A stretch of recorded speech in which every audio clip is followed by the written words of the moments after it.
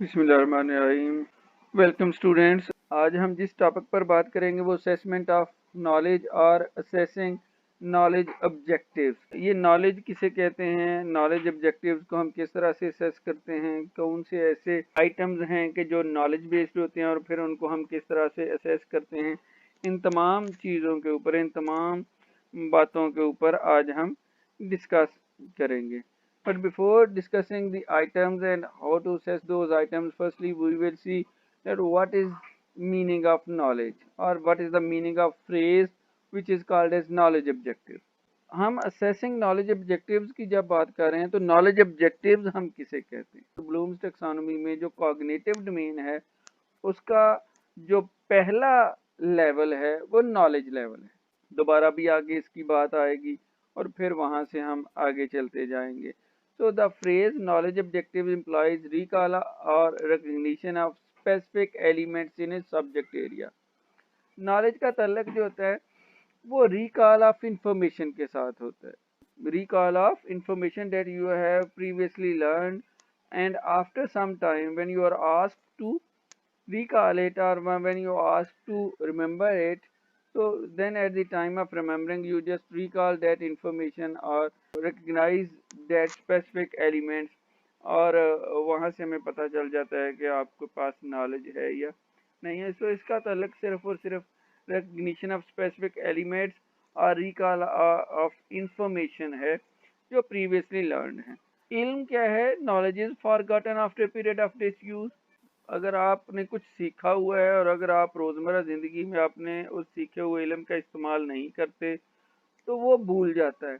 इसका ये मतलब नहीं कि इल्म जो है वो फ़ायदेमंद नहीं था या उसका कोई फ़ायदा नहीं था कि जब उसको सीखा गया। जब भी इल्म हो, कोई भी इल्म हो, वो फ़ायदेमंद होता है, उसका अपना फ़ायदा है।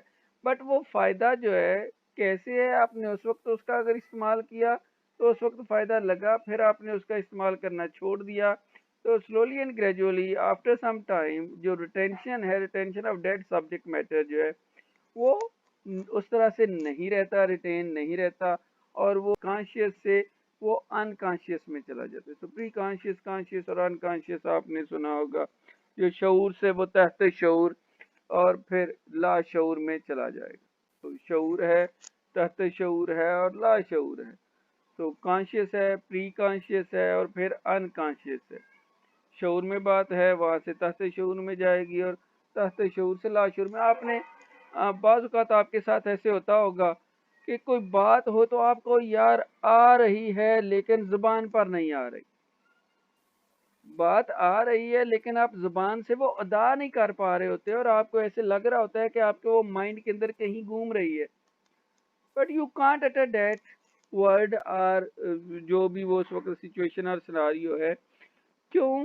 क्योंकि आपने वो सीखा हुआ है लेकिन चूंकि उसका इस्तेमाल नहीं किया, काफ़ी अरसे से आपने उसका इस्तेमाल नहीं किया, डेट इज़ वाई कि वो अब उस तरह से आपके ज़ुबान से दवाम में नहीं आएगा। नॉलेज भी जो भूल जाता है बट हम उसको दोबारा से रिकॉल कर सकते हैं। और रिकॉल कैसे किया जा सकता है? That is actually formative evaluation का एक फंक्शन है। So recall of specific facts is more a function of formative evaluation. Summative evaluation तो एंड पे है, आपने साल के शुरू में सीखा और फिर पूरा साल अगर उसका जिक्र ही नहीं हुआ और फिर इन दी एंड समेटिव एवेल्यूएशन होती है तो समेटिव एवेल्यूएशन के अंदर जाके फिर आप नॉलेज को रिकॉल करना बहुत मुश्किल हो जाता है। So it is possible that during the whole academic session कहीं ना कहीं आपकी फॉर्मेटिव एवेल्यूएशन होती रहे और फॉर्मेटिव एवेल्यूएशन के ज़रिए से आप अपने उस इल्म को रिफ़्रेश करते रहो। जैसे इल्म रिफ़्रेश होता रहेगा तो फिर उस इल्म को रिकॉल करना, उस नॉलेज को रिकॉल करना, उस इल्म को दोबारा से अदा कर पाना आसान हो जाएगा, पॉसिबल होगा। अदरवाइज वो भूल जाएगा। जितना आप रिकॉल करोगे, जितना उसको रिपीट करोगे, रेपिटेशन होगी, रिकॉल होगा थ्रू फॉर्मेटिव एवेल्यूएशन, उतना बेहतर तौर पर उसको अदा भी कर पाओगे।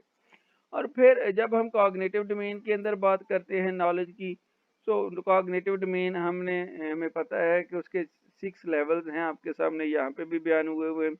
and that includes remembering, reasoning, problem solving, concept formation, and creative thinking. And it is arranged in following 6 divisions.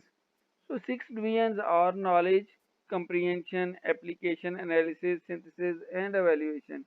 اور ابھی بھی جہاں اینڈرسن نے ان کو نیو ورژن کی صورت میں پیش بھی کیا جس میں remembering, understanding, applying, analysing, evaluating اور کریٹنگ کے اس نے لیولز دیے، اس کے ہونے کے باوجود بھی آج کل کے دور میں بھی ہم اسی بلومز کے انہی 6 لیولز کو استعمال کرتے ہیں جب بھی ہم کہیں نہ کہیں نالج آبجیکٹیوز کو اسیس کر رہے ہوتے ہیں، ایون نالج کو، کمپریہنشن کو، اپلیکیشن کو، انالیسس کو، سنتھسس کو اور ایویلویشن کو، ان میں سے کسی بھی لیول کو جب ہم میئر کر رہے ہوتے ہیں تو ہم اسی بلومز ٹیکسانومی کا سہارا لیتے ہیں۔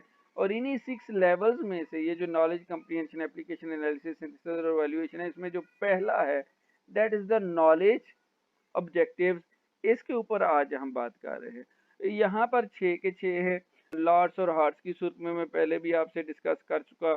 سو for example students must have certain knowledge and comprehend the meaning of this knowledge before he is able to make intelligent application of it. تو یہ نالج، کمپریہنشن اور اپلیکیشن جو ہے یہ لارڈس کی صورت میں جو لو آرڈر تھنکنگ سکلز جو ہیں وہ ڈیولپ کرتے ہیں، اسی طرح سے انالیسس، سنتھسس اور ایویلویشن جو ہیں وہ higher order thinking skills develop کرتے ہیں۔ تعلق ان تمام کا چاہے وہ نالج ہو، چاہے کمپریہنشن ہو، اپلیکیشن ہو، انالیسس ہو، سنتھسس اور ایویلویشن ہو، یہ سارے کے سارے آپ کو remembering, reasoning, problem solving, concept formation اور کریٹو تھنکنگ کی طرف لے کر جاتے ہیں۔ بٹ پہلے تینوں میں کریٹو تھنکنگ اس طرح سے نہیں ہوتی، وہ لوور آرڈر ہوتی ہے، چھوٹی سطح کی ہوتی ہے، کم لیول کی ہوتی ہے، چھوٹے بچے جو ہیں وہ اس پہ بہتر طور پر کر سکتے ہیں، ویئر ایز انالیسس، سنتھسس اور ایویلویشن جو پرابلم سالونگ اور ریزننگ اور کریٹیوٹی تک لے کر چلی جاتی ہے اور ہائر آرڈر تھنکنگ سکلز کے اندر آتی ہے، اور ہائر آرڈر تھنکنگ سکلز میں ڈیسیژن میکنگ جو ہیں وہ آپ بہتر طور پر پھر کر سکتے ہو۔ So that's all about for today's session. Thank you.